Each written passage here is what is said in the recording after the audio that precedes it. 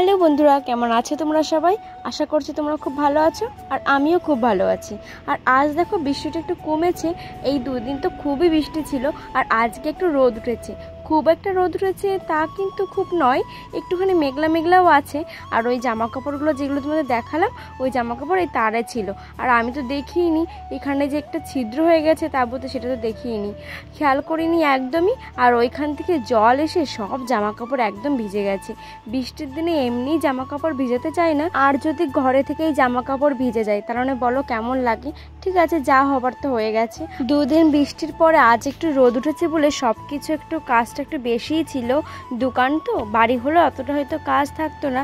দোকানের এই মিষ্টির জিনিসগুলো সব সাজানো, তারপর আর বেশি কিছু রান্না করতে পারিনি। তাই একটু রান্না করেছি, সেদ্ধ ভাত করেছি, আর ঘরে ফ্রিজে যে মাছ ছিল সেই মাছটাই ভেজে নিই। বৃষ্টি পড়লে তো আর এই ডিব্বাগুলো বানানো যায় না, তাই আজকে রোদ উঠেছে। তোমার দাদা কিন্তু সকালবেলা থেকেই একেবারে ডিব্বা বানাতে বসে পড়েছে। আর সামনে তো কালী পুজো চলেই আসলো, সে কারণে তো ডিব্বাগুলো বানাতে হবে। আর মা বাবাও চলে আসবে দুর্গা পুজোর পরে, আর তো খুব বেশি দেরি নেই। আর ওনারা আসলে তো আমাদের মিষ্টি বানাতে হবে কালী পুজোর জন্য। তোমরা তো সবাই জানো এই উত্তরপ্রদেশে তো কালী পুজোটাই বড় করে হয়। এই মহলা চলে গেল কালকেই, তাই একটু মনটা খারাপ লাগছিল যে এবার কিন্তু বাড়ি থাকতে পারলাম না। তাতে কি হয়েছে, এখানটায়ও না পুজো হয়, তোমাদেরকে দেখাবো এই উত্তরপ্রদেশের পুজো। সব জায়গারই তো পুজো দেখতে হবে একবার করে, তাই না?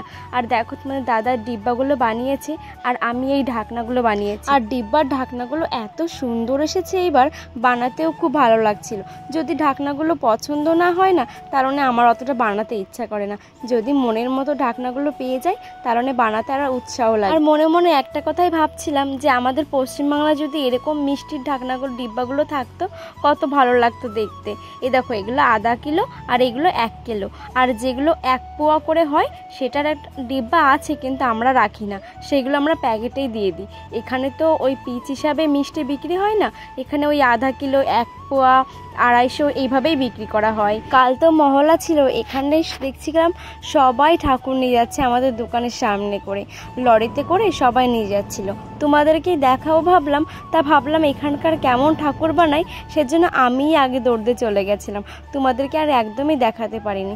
যখন আমরা এখানে ঠাকুর দেখতে যাব তোমাদেরকেও সঙ্গে করে নিয়ে যাব দেখানোর জন্য। আর জানো তো এখানে না মহল্লা থেকেই মাছ টাছ বন্ধ হয়ে যায়, এখানে কোনো দোকানে আর মাছ মাংস কোথাও পাবে না এই শ্রাবণ মাসে আর এই দুর্গা পুজোতে। এখানে কি নবরাত্রি না কি একটা বেশ বলে, আমার সঠিক মনে নেই, সবাই বলছিল। তোমাদের দাদার দেখো ডিব্বা বানানো কিন্তু একদম হয়ে গেছে। আর এখানে ডিব্বাগুলো এবার বেঁধে বেঁধে রেখে দেবে, আর না হলে তো জায়গায় ধরবে না।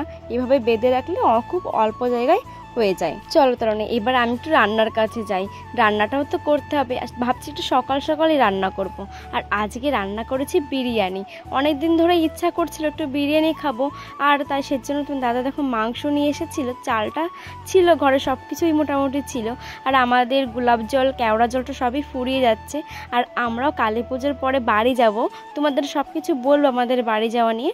তখন ভাবছি সব কিছু নিয়ে আসবো একেবারে। এখানের মশলাগুলো ভালো লাগে না খেতে, এখানে কিছু পাওয়াও যায় না, আমরা পশ্চিমবাংলা থেকেই সব নিয়ে। এখানে একটা দোকান আছে পুরো আমাদের কলকাতার সব কিছু পাওয়া যায়, সেই দোকানটায় খুব একটা যাওয়া হয় না, গেলে পারে আবার ওখানে একটুখানি খুঁজলে পারে ধৈর্য ধরে সব কিছু পেয়ে যাব।